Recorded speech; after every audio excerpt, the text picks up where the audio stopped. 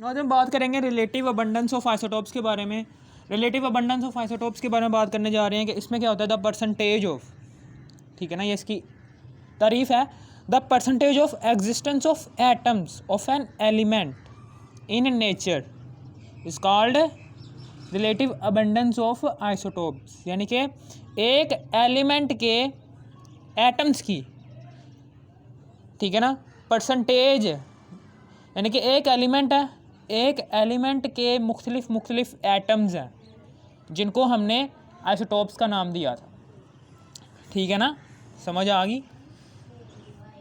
पीछे हमने बात क्या की थी, पीछे हमने बात की थी ना कि डाल्टन आया था सबसे पहले। डाल्टन ने कहा था जी एक एलिमेंट में सिर्फ़ और सिर्फ एक ही किस्म के एटम्स पाए जाते हैं, ठीक है ना, एक ही किस्म के आइटम्स पाए जाते हैं। मिसाल के तौर पर फॉर एग्जांपल हमने हाइड्रोजन की बात कर लेते हैं। हाइड्रोजन में डाल्टन ने कहा था, डाल्टन के नज़रिए के मुताबिक एक एलिमेंट हाइड्रोजन है, उसके अंदर सिर्फ़ और सिर्फ एक ही किस्म के एटम्स पाए जाएंगे, वो कोई सा भी, यानी कि यही प्रोटियम ही पाए जाएंगे, यानी कि प्रोटियम ही पाए जाएंगे, ना कि उसने इसकी बात की थी, इन दोनों की बात उसने नहीं की थी। उसने कहा था कि एक एलिमेंट अपने अंदर सिर्फ़ और सिर्फ एक ही किस्म के एटम्स रखता है, और उन एटम्स में एटॉमिक नंबर भी कांस्टेंट रहता है, और उन एटम्स में जितने भी एटम्स उस एलिमेंट को मिलकर बना रहे हैं, उन सारे एटम्स का एटॉमिक नंबर भी सेम होता है और एटॉमिक मास भी सेम ही रहता है। लेकिन फिर आया सोडे ने कहा नहीं कि हाइड्रोजन जो सा होता है ना, हाइड्रोजन में एक किस्म के एटम्स नहीं पाए जाते, हाइड्रोजन में एक किस्म के नहीं एटम्स पाए जाते, हाइड्रोजन में 3 किस्म के एटम्स पाए जाते हैं। यानी कि हाइड्रोजन जो सा होता है वो 3 किस्म के एटम्स से मिलकर बना होता है, ठीक है ना। एक होता है प्रोटियम, एक होता है ड्यूटेरियम, एक होता है ट्रेटियम, ठीक है ना। इसने कहा कि एक एलिमेंट में मुख्तलिफ तरह के एटम्स पाए जाते हैं, और उन एटम्स को जो मुख्तलिफ तरह के पाए जाते हैं, यानी कि एक एलिमेंट में मुख्तलिफ तरह के एटम्स पाए जाते हैं कि जिनका एटॉमिक नंबर तो सेम ही रहता है, लेकिन चेंज कहाँ आ रहा है, एटॉमिक मास में चेंज आ रहा है उन एलिमेंट्स में मौजूद मुख्तलिफ तरह के एटम्स में, ठीक है ना। तो उन्होंने सोडे ने इन मुख्तलिफ तरह के एटम्स को जो कि एलिमेंट में पाए जा रहे हैं, इसको उसने आइसोटोप का नाम दे दिया, ठीक है। समझ आ गई। अब हम यहाँ पर इसकी तारीफ पढ़ेंगे कि the percentage of existence of atoms of an element, यानी कि एक एलिमेंट के एटम्स की एग्जिस्टेंस इन नेचर में the percentage of existence of atoms of an element in nature, ठीक है ना, the percentage of existence of atoms of an element in nature, यानी कि एक एलिमेंट है, फॉर एग्जांपल ले लो हाइड्रोजन, ठीक है ना, और उसके एटम्स कितने हैं, ये 3 एटम्स हैं मुख्तलिफ तरह के, ठीक है ना, ये 3 तरह के एटम्स हैं जो कि एलिमेंट में पाए जाते हैं, ठीक है ना। एक एलिमेंट हाइड्रोजन के 3 किस्म के 3 मुख्तलिफ तरह के एटम्स हैं, उन एटम्स की एग्जिस्टेंस इन परसेंटेज, ठीक है ना, वो परसेंटेज में उसकी एग्जिस्टेंस कितनी है इन नेचर, कुदरत में एक एलिमेंट के जो उनसे मुख्तलिफ तरह के एटम्स हैं जिनको हमने आइसोटोप्स का नाम दिया था, उन आइसोटोप्स की एग्जिस्टेंस इन परसेंटेज के लिहाज से नेचर में कितनी मिकदार में वो आइसोटोप्स मौजूद होते हैं, इसे हम कहते हैं relative abundance of isotopes. Relative का मतलब है मुआवजना करना, अबंडेंस का मतलब कसरत, ठीक है ना, समझ आ गई। यहाँ पर अब हम बात करने जा रहे हैं आगे कि नियॉन जो सा होता है, नियॉन एलिमेंट जो सा है, ये 3 किस्म के आइसोटोप्स रखता है। एक नियॉन 20 है, एक नियॉन 21 है, और एक नियॉन 22 है। नियॉन 20 जो सा होता है उसकी परसेंटेज, उसकी रिलेटिव अबंडेंस ऑफ आइसोटोप्स में उसकी परसेंटेज जो उनसी नेचर में एग्जिस्ट कर रही है वो इतनी है 90.92%। इसी तरीके से नियॉन 21 है, उसकी जो सी परसेंटेज एग्जिस्ट कर रही है नेचर में वो इतनी है 0.258%। इसी तरह नियॉन 22 है, नियॉन 22 की जो सी परसेंटेज एग्जिस्ट कर रही है नेचर में वो कर रही है 8.82%।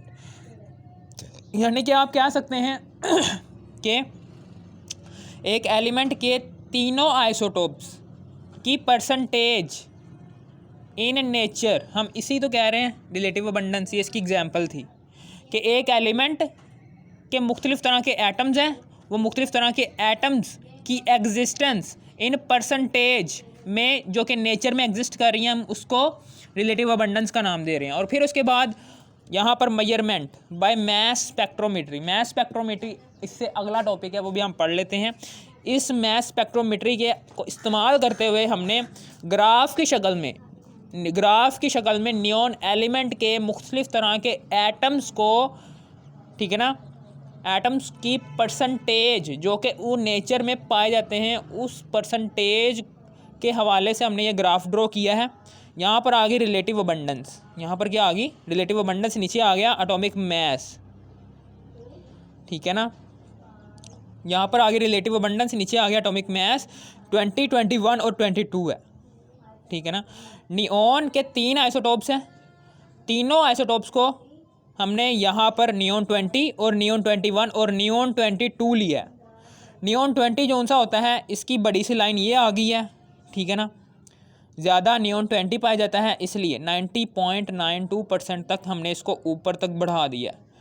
21 को 0.258% तक हमने ऊपर तक बढ़ाया है क्योंकि बहुत ही कम। इसी तरीके से 22 है, नियॉन 22, उसकी जो सी परसेंटेज है 8.82% तक हमने इस एरो को बढ़ा दिया है। यहाँ पर 8.82%, ठीक है ना। ये रिलेटिव अबंडेंस यानी कि रिलेटिव अबंडेंस का ग्राफ है ये, ठीक है ना। 0, 10%, 20%, 30%, 40%, 50%, 60%, 70%, 80%, 90%, इस तरीके से ये रिलेटिव अबंडेंस का वाई एक्सिस पर ग्राफ बना हुआ है, जिसको हमने 90% तक बढ़ाया है, ठीक है ना। इसको हमने 0.258% तक बढ़ाया है और इसको हमने 8.82% तक बढ़ाया है, जो कि इस वाई एक्सिस में रिलेटिव अबंडेंस में परसेंटेजेस एग्जिस्ट कर रही हैं। उस हवाले से हमने इन एरोज़ को जो कि नेचर में एग्जिस्ट कर रहे हैं परसेंटेजेस के हवाले से उन परसेंटेजेस पर बढ़ा दिया, ठीक है ना। और ये नीचे एटॉमिक मास लिखा हुआ है, ठीक है ना। नियॉन 20, नियॉन जो सा है इसका एटॉमिक मास, इसके एक आइसोटोप का एटॉमिक मास 20 है और 20 लिख दिया। नियॉन के एक आइसोटोप का एटॉमिक मास 21 है, 21 लिख दिया। नियॉन के एक आइसोटोप का 22 मास है, वो 22 एटॉमिक मास लिख दिया। एटॉमिक मास का पता है आपको? एटॉमिक मास किसे कहते हैं कि atomic number plus neutron number, atomic number plus neutron number, यानी कि एटॉमिक नंबर में जब ऐड कर दो न्यूट्रॉन्स को तो आपके पास एटॉमिक मास आ जाएगा, ठीक है ना। अब उसके बाद आगे है कुछ चीज़ें हैं कि ऐसे एलिमेंट के जिनका एटॉमिक नंबर ताक हो, यानी कि ऐसे एलिमेंट के जिनका एटॉमिक नंबर ताक हो, ऐसे एलिमेंट के जिनका एटॉमिक नंबर ओड हो, उनके 2 से ज़्यादा आइसोटोप्स एग्जिस्ट नहीं करते। लेकिन अमूमन यही होता है, आम तौर पर यही होता है, लेकिन कभी कभी तकरीबन 100% में से 5% तक ऐसे चांसेस हो सकते हैं कि जो सा वो एलिमेंट है जिसका एटॉमिक नंबर ओड है, फिर भी उसके आइसोटोप्स 3 हैं। फॉर एग्जांपल हाइड्रोजन है, हाइड्रोजन का एटॉमिक नंबर होता है 1। ये एक ओड नंबर है। ओड नंबर हम किसे कहते हैं? 1, 3, 5, 7, 9, 11, ये सारे के सारे ओड नंबर्स पर मुश्तमिल एलिमेंट्स के आइसोटोप्स की तादाद कितनी होनी चाहिए? 2 होनी चाहिए। लेकिन फिर भी जो सा हाइड्रोजन होता है उसका एटॉमिक नंबर क्या है? 1। ओड नंबर रखने की वजह से, ओड नंबर है ना, ये 1 एक ओड नंबर है, इसलिए फिर भी ये हाइड्रोजन 2 से ज़्यादा आइसोटोप रखता है। प्रोटियम, ड्यूटेरियम और ट्रिटियम 2 से ज़्यादा आइसोटोप रखता है। फिर इसी तरीके से ऐसे एलिमेंट के जो एटॉमिक नंबर जुफ्त है, ऐसे एलिमेंट जो जिनका एटॉमिक नंबर जुफ्त है, ऐसे एलिमेंट के जिनका एटॉमिक नंबर क्या है? जुफ्त है, यानी कि आप कह लो कि 2, 4, ऐसे एलिमेंट के ओड नंबर हम किसे कहते हैं? उस नंबर को कहते हैं जो 2 से डिवाइड नहीं हो सकता, लेकिन इवन नंबर हम उसे कहते हैं जो 2 से डिवाइड हो सकते हैं, यानी कि 2, 4, 6, 8, 10, 12, 14, 16, 18, 20 ऐसे नंबर्स जो 2 से डिवाइड हो सकते हैं, हम उसे इवन नंबर्स कहते हैं। यानी कि ऐसे एलिमेंट्स कि जिनका एटॉमिक नंबर 2 से डिवाइड हो सकता है, जिनका एटॉमिक नंबर इवन हो, उनके आइसोटोप्स इनके ज़्यादा आइसोटोप्स होते हैं। ऐसे एलिमेंट के जिनका एटॉमिक नंबर जुफ्त होता है, उनके आइसोटोप्स की तादाद है, उन एलिमेंट्स के आइसोटोप्स की तादाद भी बहुत ज़्यादा होती है।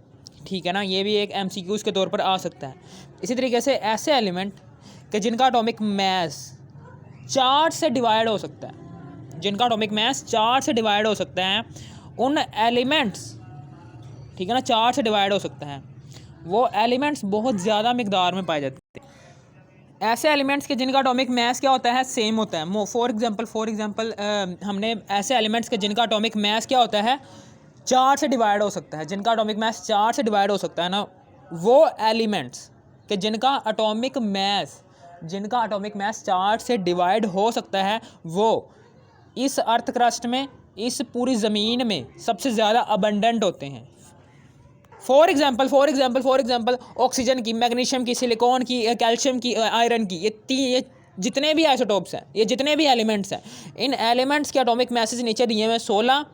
16 भी 4 से डिवाइड हो सकता है, 4 चुके 16, 24 भी 4 से डिवाइड हो सकता है, 4 चुके 24, 28 भी 4 से डिवाइड हो सकता है, 4 सत्ते 28, 40 भी 4 से डिवाइड हो सकता है, 4 10 से 40, 56 भी 4 से डिवाइड हो सकता है, 4 एकम 4 और 1 हासिल इधर आ गया, तो 4 चुके 16। यानी कि ये सारे के सारे एलिमेंट्स के जो उनसे एटॉमिक मैसेज हैं वो 4 से डिवाइड हो सकते हैं। इसका मतलब क्या है, ये ज़मीन में सबसे ज़्यादा अबंडेंट होंगे, ज़मीन अर्थ क्रस्ट का सबसे ज़्यादा हिस्सा बनाएंगे, यानी कि 50% तक ये बनाते हैं अर्थ क्रस्ट का हिस्सा। अर्थ क्रस्ट, ये पूरी की पूरी ज़मीन का 50% तक हिस्सा इन एलिमेंट्स के आइसोटोप्स पर, इन एलिमेंट्स पर मुश्तमिल होता है। ठीक है, समझ आ गई आपको। अब उसके बाद टोटल आइसोटोप्स इस पूरी ज़मीन पर टोटल आइसोटोप्स कितने हैं, टोटल आइसोटोप्स की इकसाम वो है जी 580। और आइसोटोप्स की 2 किस्म की इकसाम है, नेचुरल आइसोटोप और आर्टिफिशियल आइसोटोप। नेचुरल आइसोटोप जो उनसे होते हैं वो 280 होते हैं, जबकि आर्टिफिशियल आइसोटोप कितने होते हैं, 300 होते हैं। नेचुरल आइसोटोप जो उनसे होते हैं वो नेचर में एग्जिस्ट करते हैं, जो अल्लाह ताला ने बनाए हैं। आर्टिफिशियल आइसोटोप उसे कहते हैं जो लैब में साइंटिस्ट तैयार करते हैं, साइंटिस्ट अपना दिमाग लगाते हैं और आइसोटोप को तैयार करवाते हैं उन एलिमेंट्स को इस्तेमाल करते हुए कि जिन एलिमेंट्स से उन्होंने आइसोटोप्स को बनाना है। ठीक है ना, समझ आ गई आपको। ये हो गया 280 है, ये 300 है, ये 280 है, ये 300 है। आर्टिफिशियल आइसोटोप जो उनसे हैं वो 300 होंगे और नेचुरल आइसोटोप जो उनसे होंगे वो 280 होंगे। नेचुरल आइसोटोप जो उनसे होते हैं उनकी मज़ीद आगे 2 इकसाम, एक स्टेबल और एक रेडियो एक्टिव। स्टेबल आइसोटोप ऐसे आइसोटोप होते हैं जो रिएक्शन नहीं करते, वो आज़ादाना, यानी कि रिएक्शन नहीं करते, जो आज़ाद रहना पसंद करते। लेकिन रेडियो एक्टिव ऐसे आइसोटोप होते हैं कि जिन्हें रिएक्शन करने का शौक़ होता है। ये रेडियो एक्टिव शुआएँ खारिज करते रहते हैं, जो कि हमारी सेहत के लिए बहुत ज़्यादा नुकसानदेह हैं। आपने अक्सर CID में देखा होगा कि रेडियो एक्टिव मटीरियल्स यहाँ पर हैं, यहाँ पर ना हो, यहाँ पर आपको नुकसान हो जाएगा, ये CID में ऐसे ही दिखाते हैं।